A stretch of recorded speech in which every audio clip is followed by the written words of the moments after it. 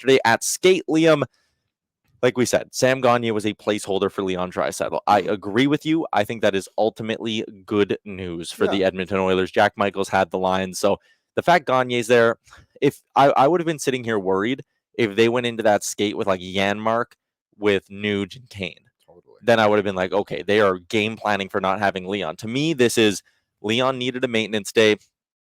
You sit him out. Gagner take a spot in practice. Frank did drop a line on Daily Faceoff Live, and Frank's going to join us on our pre-game show a little bit later on in the afternoon to give us more insight into this. But he did say there was some, and I don't want to paraphrase him too hard here, but I'm trying to remember his exact words. Basically, it was along the lines of Draisaitl woke up the next day, and the Oilers were surprised he was in the shape he was in.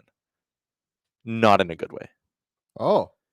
As in, they thought he'd wake up maybe feeling a little bit better than he did, which could, again, be why he wasn't on the ice. But he said it, if you want to go back and get the direct quote, he did say it in the fourth segment of DFO Live, so probably about the 13, 14-minute mark of the show. So it was something along those lines, though. So maybe a little bit of concern there when you look at the lineup. But, again, at the same time, we know what Leon Draisaitl is capable of playing through. Well, what I'll say to the Edmonton Oilers is, why don't you go and get Leon Draisaitl a Douglas mattress? Yeah. What are we waiting for here, folks? We're in the middle of a playoff run. We cannot have our superstar Leon Draisaitl basically sleeping on cardboard.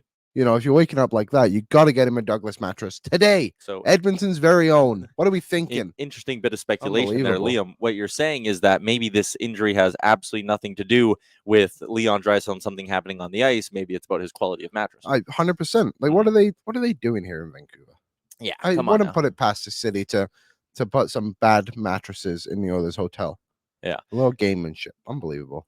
No concern. Leon is a king of pain. Hopefully it's something treatable from Dacky. Yeah, like, again, he is. We know what Leon Draisaitl is capable of playing through. And we talked about this yesterday, but, like, he played through a high ankle sprain. And he didn't just play through it. He dominated the Calgary Flames in that playoff series. So it just goes back to, like, guys are going to be playing through shit this time of year. That is the reality of playoff hockey, Liam. Mm-hmm. At the same time, 70% of Leon Draisaitl, still pretty damn good. 80% of Leon Draisaitl, pretty damn good. If he's at 90%, we're laughing. And who knows? Maybe he takes the day off. He goes, skates around a little bit, gets a workout, and goes, yeah, I'm totally fine. I think that is probably even the most likely outcome in all of this. It's not like there was one moment where he got hit and everyone held their breath and was like, oh, my God, is he going to be okay? Okay. He came back in the third period, got a couple of scoring chances, one late with the goalie out. He looked good. He was moving fine. If my concern or if my pressure for the game is 6 out of 10, my concern for Leon Draisaitl the rest of this series, 3.5. Yeah, I'm probably right around there too, to be honest. One thing I would like to see tonight, because we saw it a little bit in game one, Zadorov went after Draisaitl. They both went to the box, but Zadorov gave him a good cross check to his lower back. It didn't, like, Draisaitl didn't wince at it or anything like that. He actually gave him a straight up slash, and they both obviously went to the box. But if that's happening tonight, I'm gonna need a little bit from Evander Kane. Yeah, you know, we're gonna need to see that side of Kane where it's like show a bit of fearlessness against Zadorov, and he did. I'm not saying he didn't in game one, because Zadorov came in and gave him a shot in front of the net, and Kane responded to it. But, like, got to protect Leon tonight, because while yes, Leon has played through a lot, you don't want that injury to get worse. You know what I mean? You gotta show your support for him. Hey, AB, flash up the line combos again. I'll give you, Liam, one line or two guys that are going to be facing, in my opinion, some pressure to really up their games tonight.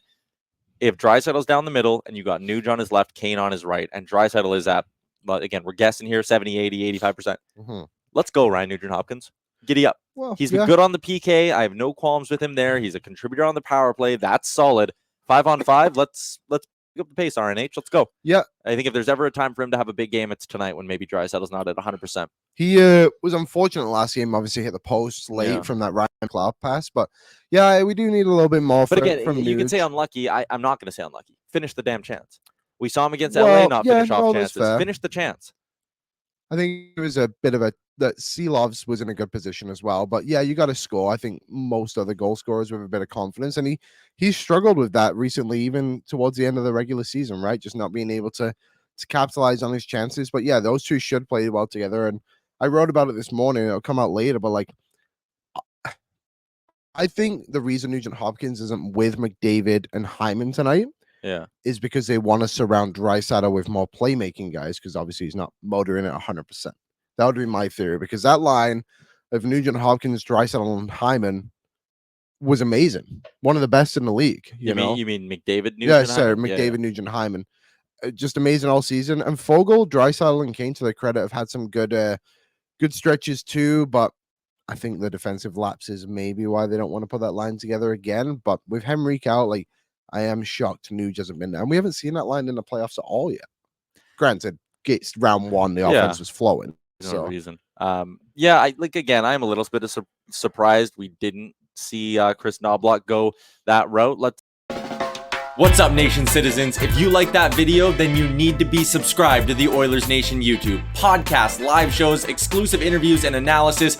Everything you need from your favorite voices at Oilers Nation. And you don't want to miss any of it, so hammer that subscribe button.